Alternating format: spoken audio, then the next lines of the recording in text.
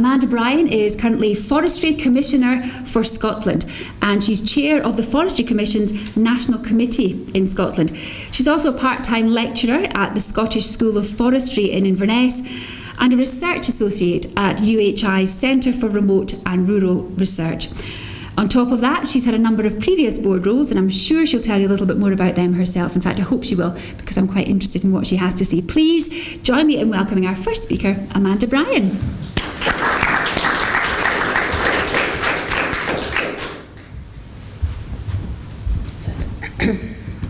Thanks very much, Nikki.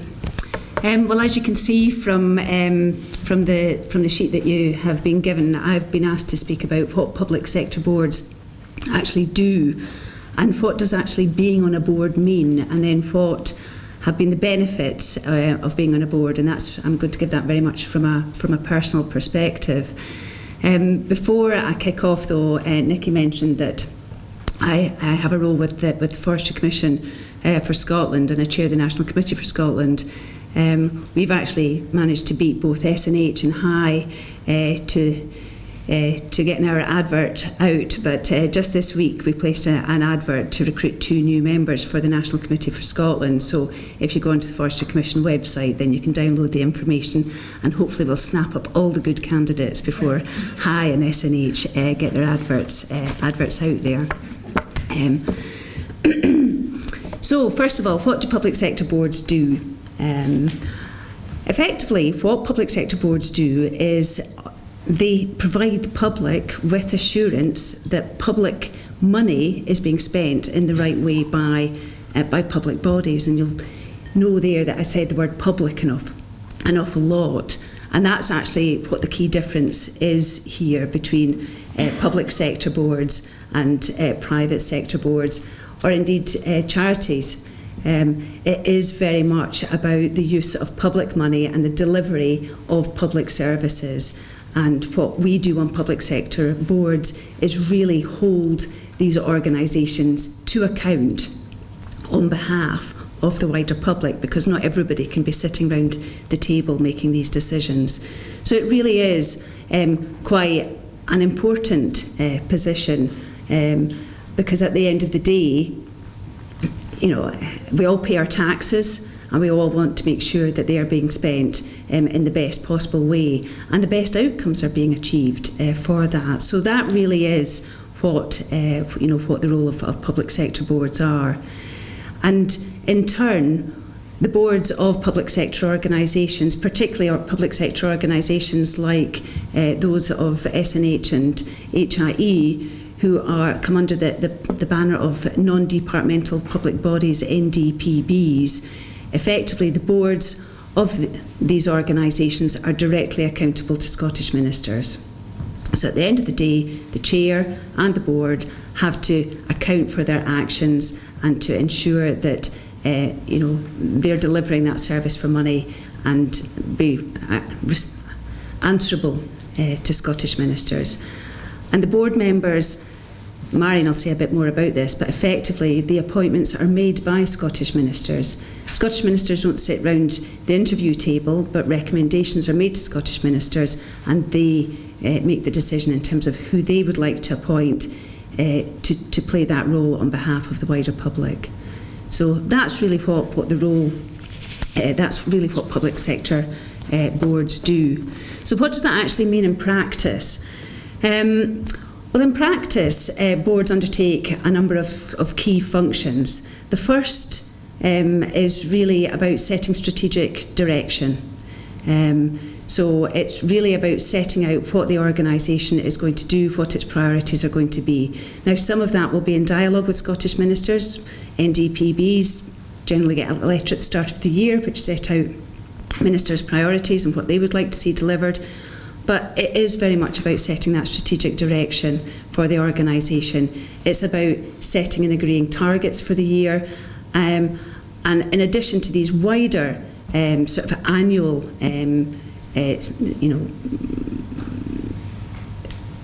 plans, you're also perhaps looking at sort of longer term sort of corporate strategies, but you might also be looking at something more specific. I'll take an example from my own work. we're just in the process, or the government will be in the process of setting out a new Scottish forestry strategy. The last time that was done was in 2006. So every now and again there will be specific elements of strategy which you will play a key role in helping to shape. You won't necessarily be doing that yourselves. There will be, an extensive consultation process, but really the terms of that and driving that process will come down to the board, and it's really quite an important role.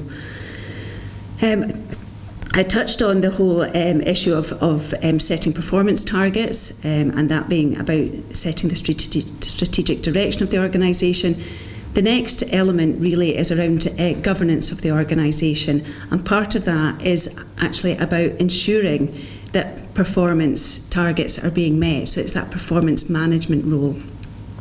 In addition to performance management, you'll be looking at financial management. So budgets are given to each organisation. You need to make sure that you are actually keeping to that budget, and those budgets are being spent in the most effective way.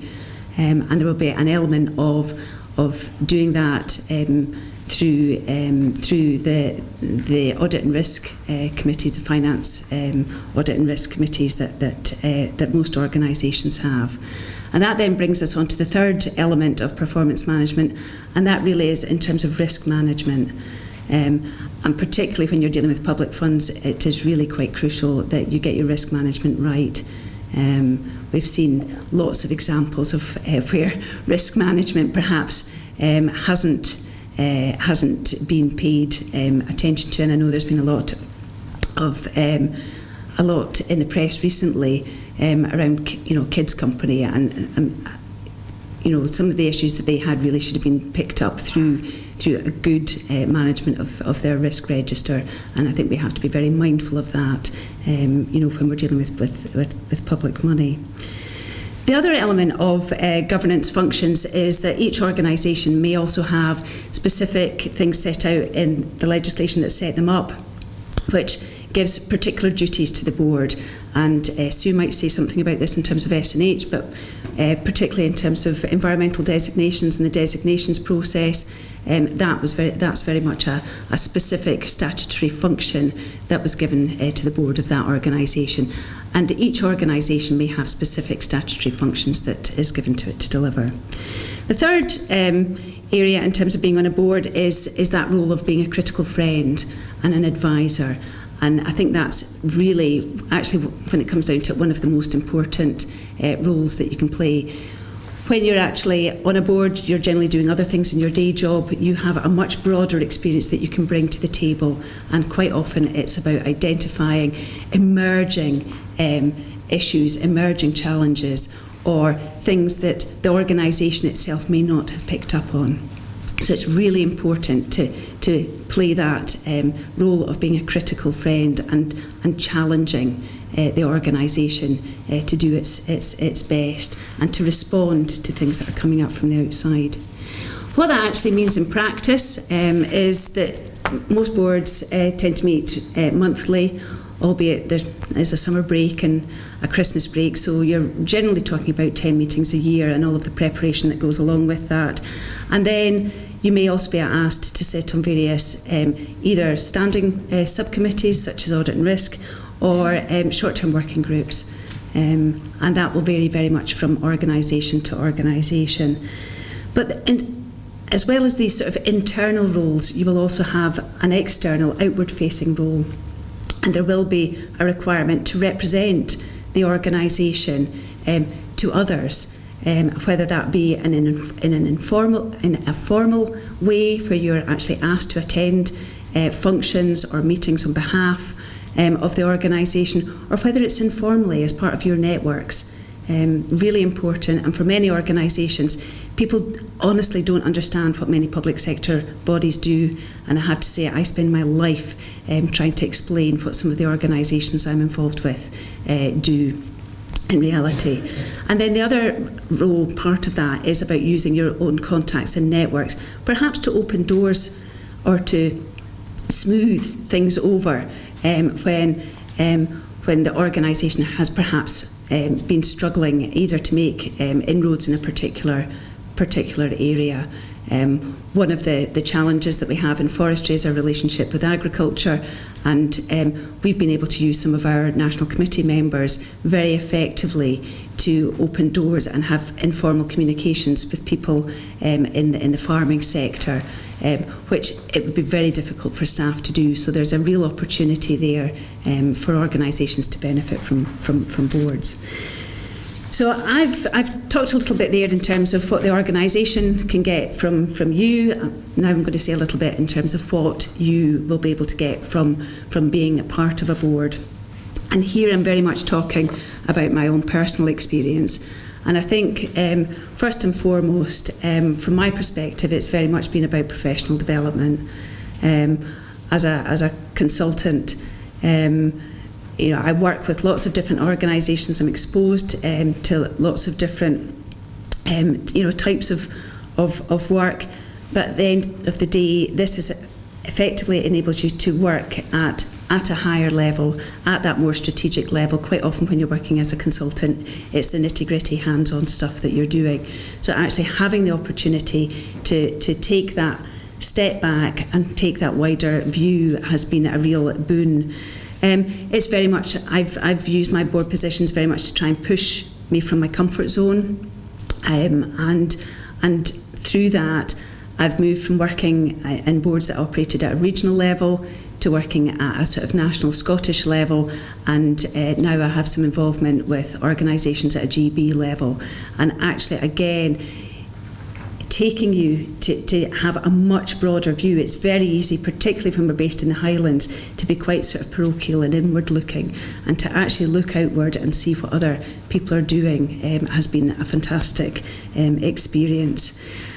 Finally, I would say that the final thing that I think this has allowed me to gain is really, it's about giving something back.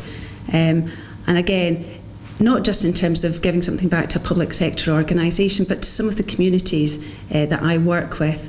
At the moment, I've got a role on Ofcom, and one of the things that we're feeding into is consultation on broadband. And it's nice to know that as part of that feedback that I'm giving, it's very much building on the experience and the feedback that I've had from the communities that I work with. So through me, they're having a direct say in some of these consultation processes that they otherwise would not engage with. So that is a fantastic opportunity to have. So that's very much my experience. I think there'll be an opportunity for questions later, and I'll just leave it there. Thanks very much, Nikki. Thank you very much. Thank you very much, Amanda Bryan. 3 roles then, really, if you're joining a board: strategic direction, governance, and being a critical friend and advisor. I just like to say I've got plenty of the latter. Amanda's absolutely right. There will be plenty of chances for questions later. Scribble them down on your sheets, and if you fancy handing them in, then just hold your sheet in the air and we'll get it. And I can just assure you, to everybody who's listening on the webcast, the questions are coming through, so thanks very much. Fill in that little form that's just on the side of your screen and we'll get them to you. You're definitely taking part.